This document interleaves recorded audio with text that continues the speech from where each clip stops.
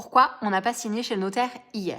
On avait rendez-vous hier chez le notaire pour une promesse de vente. L'acquéreur qui achète le bien est un marchand de biens. Les vendeurs, il s'agit d'une succession. Il y a 3 enfants héritiers de la personne donc, qui est décédée. L'acte de notoriété disait qu'il n'y avait pas besoin du 3e enfant pour la vente. C'était les 2 aînés qui s'occupaient de la vente et qui rétrocéderaient la part au 3e enfant à l'issue de la vente. On arrive donc avec les notaires qui nous apprennent qu'il y aurait déjà un délai de 1 mois pour laisser le temps au notaire d'informer l'autre enfant comme quoi il y a la vente de ce bien-là et de l'informer du prix.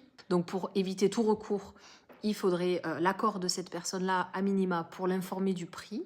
Et le deuxième point, c'est que donc il y avait un courrier de la mairie qui disait que les propriétaires actuels, quand ils avaient fait une demande de raccordement de eau et électricité au niveau du garage, ça avait été refusé par la mairie. Le fait est que l'acquéreur, s'il doit acheter un garage qui ne peut pas être raccordé à l'eau et à l'électricité et qui ne peut pas faire du coup son projet d'extension et de construction, au niveau du prix, c'était plus du tout cohérent.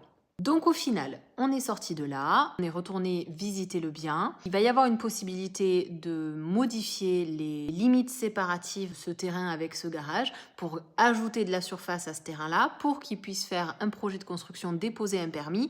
S'il dépose un permis, il y aura accord de raccordement à l'électricité et à l'eau. Donc ça nous demande un peu plus de délai supplémentaire. Si on rajoute de la surface au terrain, le prix va être modifié en conséquence également. On patiente et on va trouver la solution.